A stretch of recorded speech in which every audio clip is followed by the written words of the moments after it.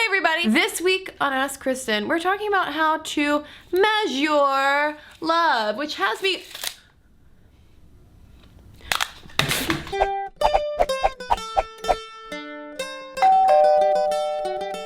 This week's Ask Kristen question is coming from, drumroll please, Corner Universe. Can you measure how much someone is in love with someone else? You can easily measure how much someone loves you based on the cash value of gifts that they give you. Wait, no, that's not right. In all seriousness though, the answer is technically yes. The most scientific way that we measure or quantify love today. Can I continue this rhyme? I guess we'll see in time. Let's go back to the brain where we have a lot of knowledge to gain. Okay, I can't keep this up. Brain scans of people in love reveal a common pattern of activation in our ventral tegmental areas and nucleus accumbens. These two parts of the brain are highly influential for the regulation of a neurotransmitter, aka brain chemical, dopamine. Dopamine is something that a lot of us have probably heard of because it's the same thing that's released and gives us a little rush of feel-good feelings when we do things like gamble, cocaine, eat pizza or chocolate. All of those things that can be highly addictive because this reward system in our brain light up, release some dopamine, we feel good, and we want to do it all over again and again. The same thing happens when we meet someone and we're like, I am super attracted to you, and then that develops into like an interpersonal relationship. Maybe there's something physical, and then you have love. As a relationship progresses,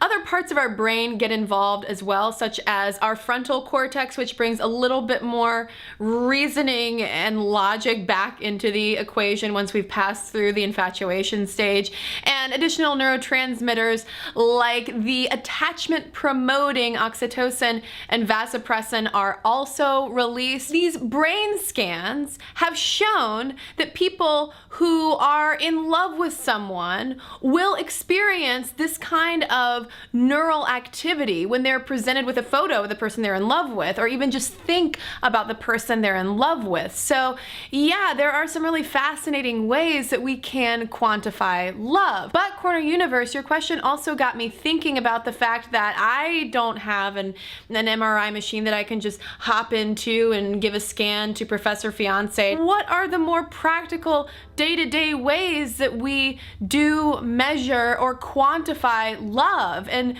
what among those are true? Sex, for instance, has too many variables to be a reliable indicator. Love is not a prerequisite of sex, nor a required outcome. The two are absolutely related, but I feel like it can be too temperamental in the grand scheme of our relationships to really be that barometer. The ways that I measure love, they're probably different than the way Professor Fiance measures love, and I wish honestly that he was here to share the way that he measures love in our relationship. Maybe that's a follow-up video that we can do, because now I really want to know. But when I think about our personal units of love, I think about food that we share, because making food and eating food is one of my favorite things. I think about the places that we've been. I think about mountains that we've climbed. I think about the silences that we can have. Nothing needs to be said, and it's really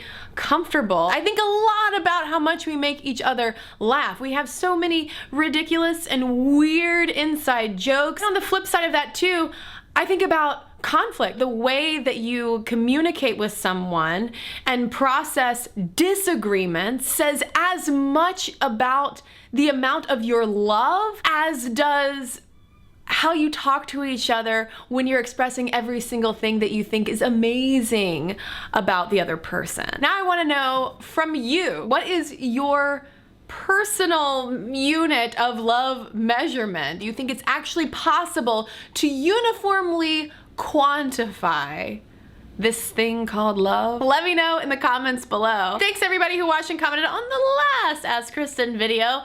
Why don't women propose? Fiona Eden said, my best friend recently proposed to her boyfriend and she's pretty proud of herself for doing it. Her fiance was kind of flustered, but the two of them are so happy, it's hard to handle. Claire Roth said, my gentleman fella and I made the deal that we each had to propose to the other person. So much of the heterosexual relationships are built around the man making the woman feel special and important, and I really loved planning an occasion that was about celebrating my love for him. There are also a lot of questions about the tradition of proposing on bended knee. So if you want me to do a little historical investigation, make a video on that, let me know, dear friends. As always, ask me your questions so I can give you some answers. And for the record, dear Stuff I've Never Told You fans, I love y'all this much. And more.